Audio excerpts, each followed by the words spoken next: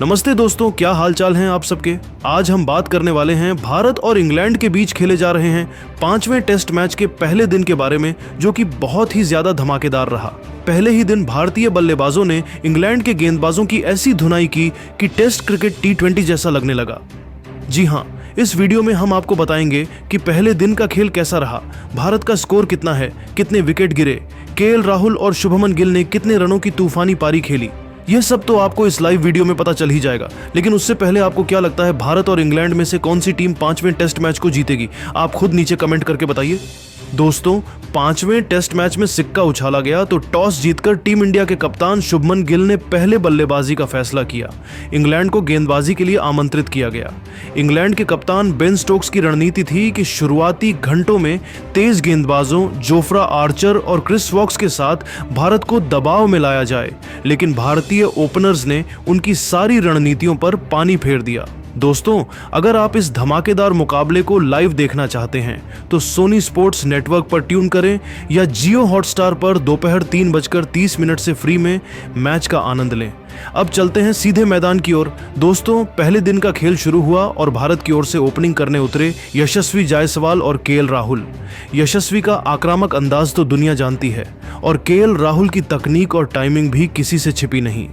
जैसे ही Jofra Archer ने पहली गेंद डाली, यशस्वी ने कवर ड्राइव के साथ चौका झड़कर अपने इरादे जता दिए। केएल राहुल ने भी क्रिस वॉक्स की गेंदों पर शानदार ड्राइव्स और कट शॉट्स के साथ रन बटोरना शुरू किया। 15वें ओवर में यशस्वी ने ब्रायडन कार्स की गेंद पर मिड विकेट के ऊपर से छक्का लगाकर अपना अर्धशतक पूरा किया। राहुल ने भी 18वें ओवर में लियाम डॉसन की गेंद पर शानदार लॉफ्टेड कवर ड्राइव के साथ अपनी 50 पूरी की। दोनों ने मिलकर पहले सेशन में भारत को बिना किसी विकेट के नुकसान पर 121 रन की शानदार शुरुआत दिलाई। लंच के बाद इंग्लैंड ने वापसी की कोशिश की। जोफ्रा आर्चर ने अपनी रफ्तार बढ़ाई और 27वें ओवर में केएल राहुल को एक तेज इनस्विंगर पर बोल्ड कर भारत को पहला झटका दिया। राहुल 62 रन बनाकर पवेलियन लौटे। मैदान पर अब यशस्वी का साथ देने आए साई सुदर्शन ने आते ही संयम और आक्रामकता का मिश्रण दिखाया। उन्होंने क्रिस वॉक्स की गेंद पर शानदार कवर ड्राइव और लियाम डॉसन की गेंद पर लॉन्ग ऑन के ऊपर से छक्का लगाकर दबाव बनाए रखा।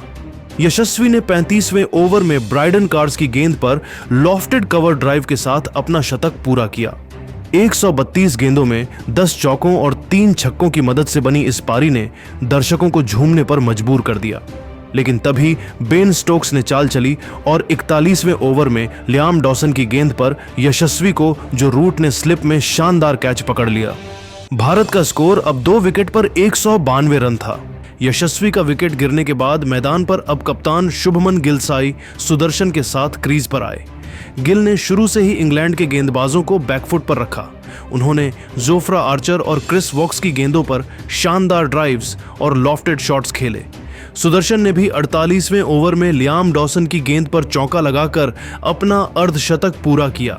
दूसरे सेशन के अंत तक भारत का स्कोर 2 विकेट पर 254 रन था। तीसरे सेशन में गिल और सुदर्शन ने इंग्लैंड के गेंदबाजों को कोई मौका नहीं दिया। गिल ने 59वें ओवर में ब्रायडन कार्स की गेंद पर शानदार छक्का लगाकर अपनी 50 पूरी की, जिसमें 6 चौके और 1 छक्का शामिल था। सुदर्शन ने भी 67वें ओवर में जोफ्रा आर्चर की गेंद पर लॉन्ग ऑफ के ऊपर से छक्का जड़कर अपना शतक 141 गेंदों में पूरा किया, जिसमें 9 चौके और 2 छक्के शामिल थे। पहले दिन का खेल खत्म होने तक भारत का स्कोर 2 विकेट पर 336 रन था। साई सुदर्शन 112 रन और शुभमन गिल 78 रन बनाकर नाबाद थे। इंग्लैंड के गेंदबाजों में जोफ्रा आर्चर और लियाम डॉसन को एक विकेट मिला।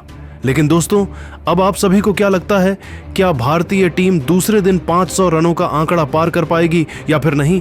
आप खुद नीचे कमेंट करके बताइए।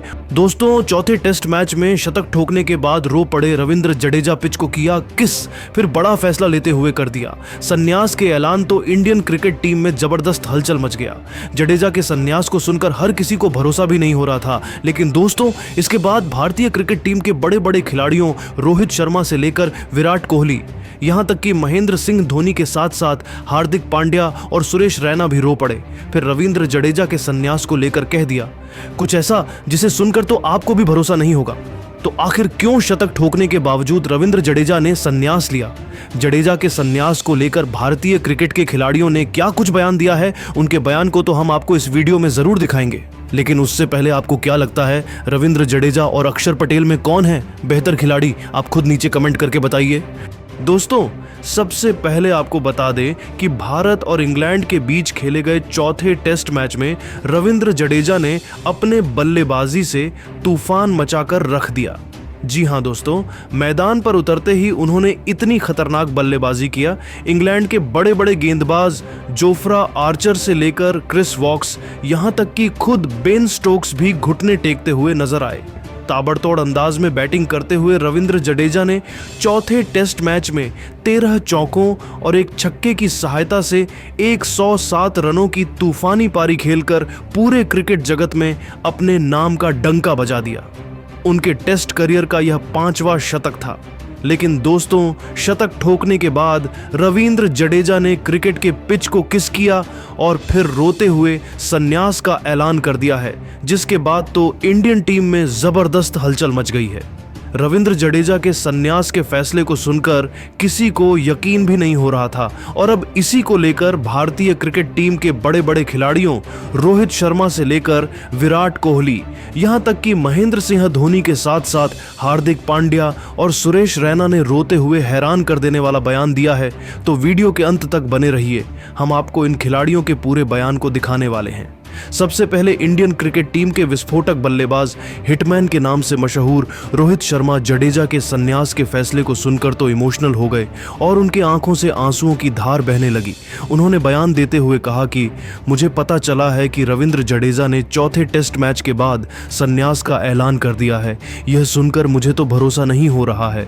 जडेजा अभी इंटरनेशनल क्रिकेट में जबरदस्त प्रदर्शन कर रहे थे, लेकिन पता नहीं उनके दिमाग में क्या या कि उन्होंने संन्यास ले लिया है।